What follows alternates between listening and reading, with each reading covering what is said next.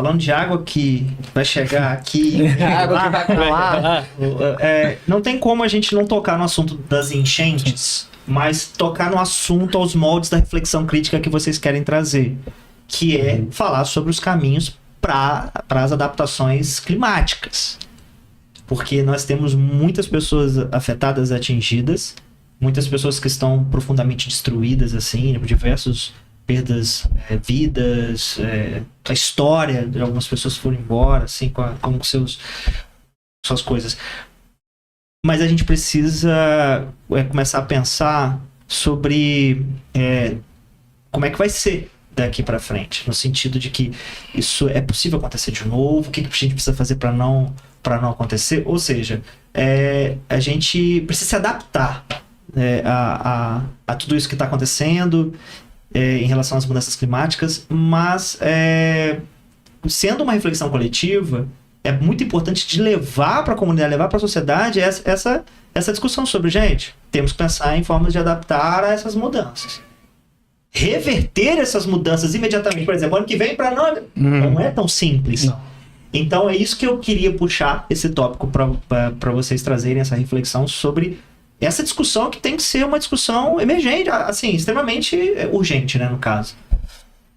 Sim, então, nós temos exemplos dentro da própria bacia de adaptação climática que pode ser reaplicados. O exemplo de Espera Feliz, que houve um desastre em 2020 e aí o município ele entendeu que era importante fazer algumas medidas, não ficou parado e hoje a população está muito mais alerta e ciente, informada, e eles sabem, choveu lá na cabeceira do Rio São João, do Rio Caparaó, sabe que com 6 horas essa água chega no município, sabe que nível que essa água vai estar, E a gente está falando de um município que está lá em cima.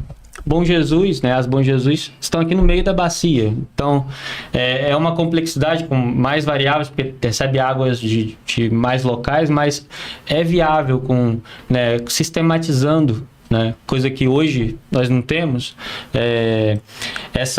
a partir de índices, de pluviômetros, de fluviômetros, um mede a intensidade de chuva, outro mede o nível da água dos rios, que a gente já tem alguma coisa a partir da rede de hidrelétricas que o Rio Itabapona tem, então nós já temos esses dados e são públicos, mas que não estão sistematizados. Esse é um ponto, outro ponto é que a gente também precisa entender o contexto histórico, por que a gente chega aqui, nessa situação, Nossas cidades todas, se vocês repararem, foram construídas dentro da calha do rio, todas na bacia hidrográfica, todas.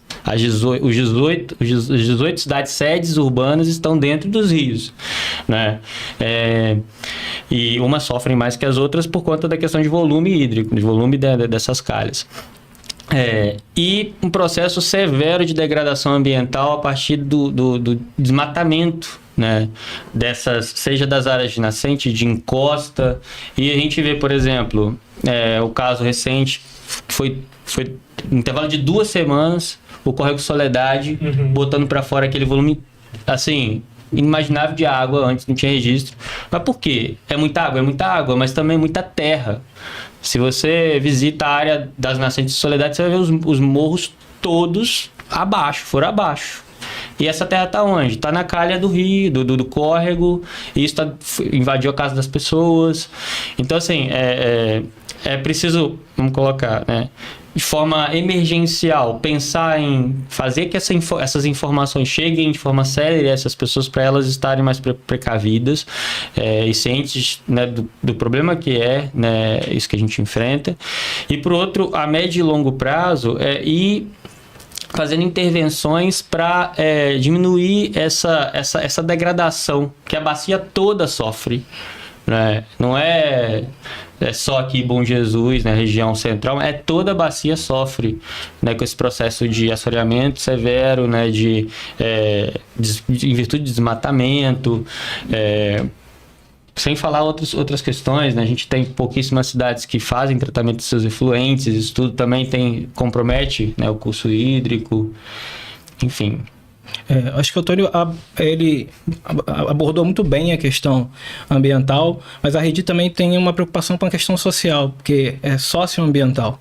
Então a gente tem que entender que com as mudanças climáticas, os eventos extremos vai afetar a população, mas quem normalmente sofre mais? A gente tem que colocar isso aqui em pauta. A desigualdade social, ela está presente em tudo. Então afeta emprego, afeta renda, afeta moradia.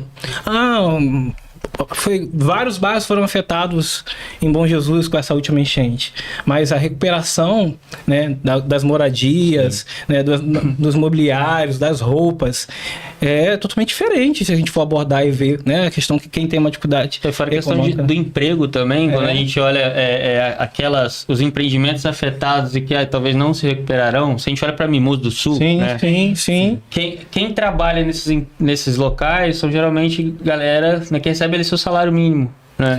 Sim. Então, muita gente está até, inclusive, saindo de Mimoso por conta de não ver perspectiva de reconstrução. E muitos comerciantes também, não se entenda que comerciante tem um poder aquisitivo alto, mas muito comerciante aí que eu considero que é assalariado, tem um valor fixo por mês ali, passa ali, está contado, né? Então, foi afetado, foi o caso de Mimoso e não consegue se recuperar. Então, eu acho que pensar nesse aspecto social também e mapear esses lugares de risco e a questão da vulnerabilidade social é um ponto fundamental que a Redi também vem atuando, né? A gente tem feito isso junto ao Conselho de Meio Ambiente. Nós fizemos hoje uma visita, rodamos vários bairros afetados para ver essa questão do impacto ambiental, o que se pode fazer, né, dentro do Conselho de Meio Ambiente, a gente nessa cadeira representativa, e o que se pode fazer também na esfera social, que é tudo assim, né, integrado.